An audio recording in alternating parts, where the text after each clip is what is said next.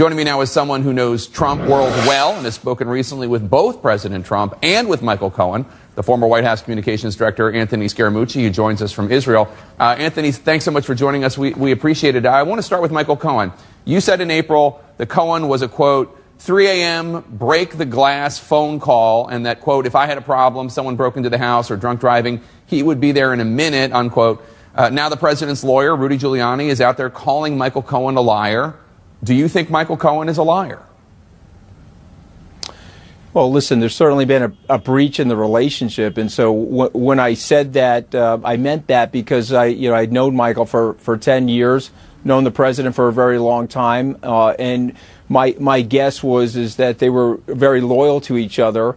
When your house gets raided and your apartment and hotel room gets raided and you get jarred by the FBI, maybe that has changed now. The leaking of the tape, and I listened to the tape. I think what the president's trying to make the point, and Mayor Giuliani's making the point, that it seems like the tape was cut off, that there was more dialogue going there, and I think maybe the president thinks that it was favorable dialogue related to him. But look, at the end of the day, you're in the biggest aquarium in the world. The White House is literally like a fishbowl, and everybody's microanalyzing every single thing that's happened to you in your life, which is one of the main reasons why people, Jake, don't run for office, because they don't like every single thing that they've done in their lives, sure. Put on State of the Union. So here we are now. My guess is that this is a rift that will continue. I'm not exactly sure what the criminality is here. To me, it doesn't look like it's criminal when I step back and look at it and try to look at it objectively. Mm-hmm. And I think the president's probably very frustrated because he's got a great economic plan going. He's got great things going on, whether it's in North Korea or the potentiality for a deal with the EU now. And so this is one of those sidetracking things that I think it has to be very frustrating. I can certainly understand that. You told CNN earlier this month you thought Michael Cohen would remain loyal to the president. That was after, of course, the raid on his office and his home and his hotel room. What do you think happened to change Michael Cohen's calculus?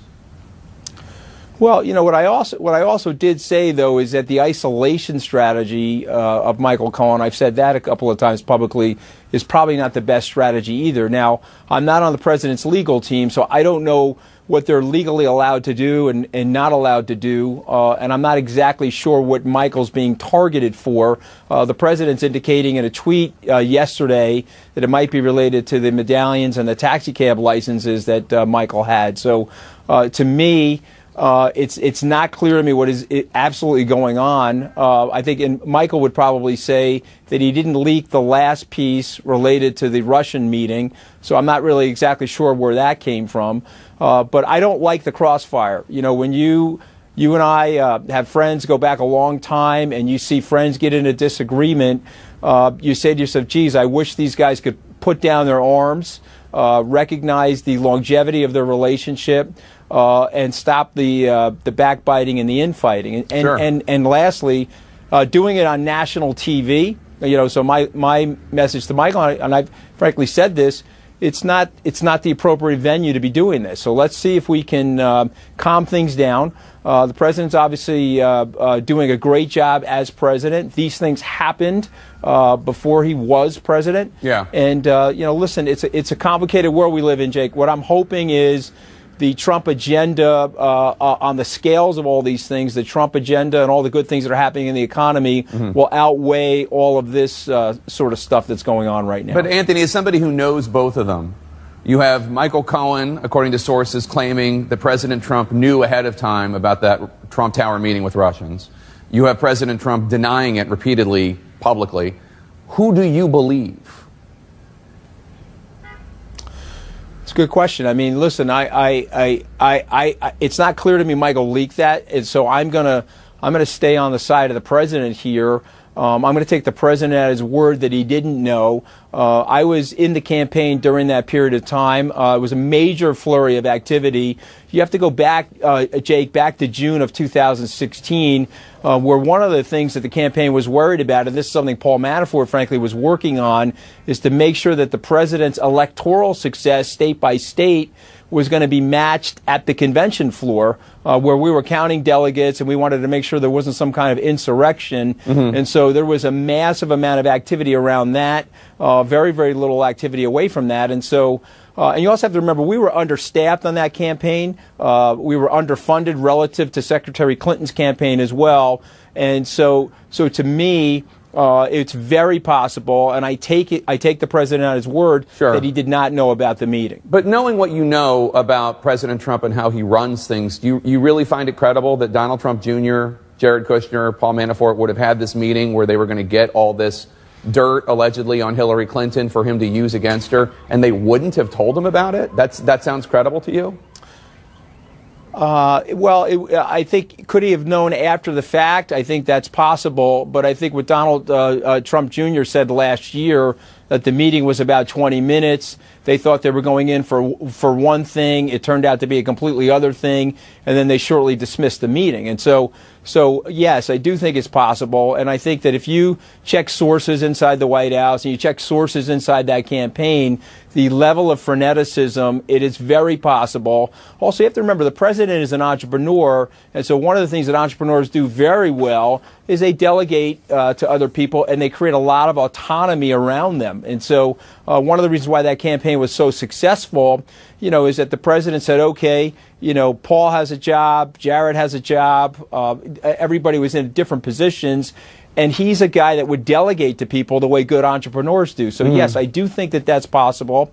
I understand the pushback, why people think it isn't possible, but you have to understand it was one meeting, and Donald J. Trump Jr. said it was a meeting that was 20 minutes long. Right. And so when you think about the totality of what was going on in the campaign, we're looking at it now with a microscope and the way we magnify and destroy ants.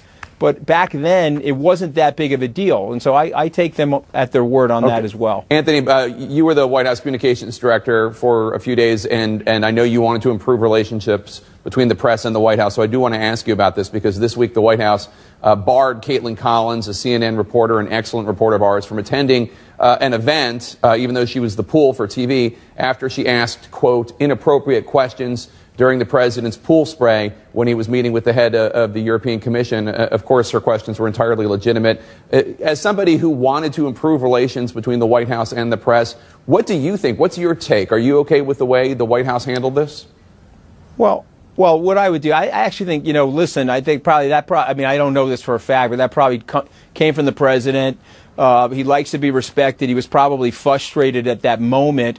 But what I would do in a situation like that is I'd pull a tape of questions that Sam Donaldson screamed at Ronald Reagan and go right through the last 30 years of poll reporters asking questions that presidents probably think are obnoxious or untoward or disrespectful questions, and just point out that she was doing her job. And so I understand that she was put in the penalty box. I would certainly recommend to my former colleagues there that you take her out of the penalty box, because I've said this consistently, and I will continue to say this to anybody that listens. Having a war declaration or having that level of antagonism with the press does not help the president, does not serve his interests going into the midterms or the reelection.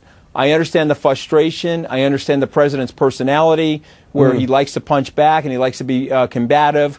But what I think that also does, and Jake, you'll probably agree with me on this, it galvanizes the press vis-a-vis the White House. I was watching one of the press conferences where I think it was a gentleman from Politico yielded to the woman from NBC. Right, yeah. And so what you're doing is you're starting to galvanize people against the White House, and it's a collective, which I think is not in the best interest of the president. So one, I don't like that decision. Number two, it probably came from the president himself, and so you sort of can't, when you're getting told by the president to do A, B, and C, and you're sitting there saying, well, it may not be the best idea.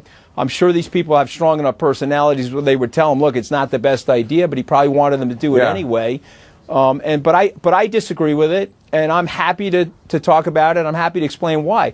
I think the best people around the president will always give him constructive coaching. It's not criticism. It's just, look, this is not in your best interest. Long term, removing Caitlin from the pool or putting her in the penalty box you're not getting the desired outcome. What is the desired outcome? I guess that people don't ask you those questions. Well, guess what? The First Amendment gives these reporters the right to do that.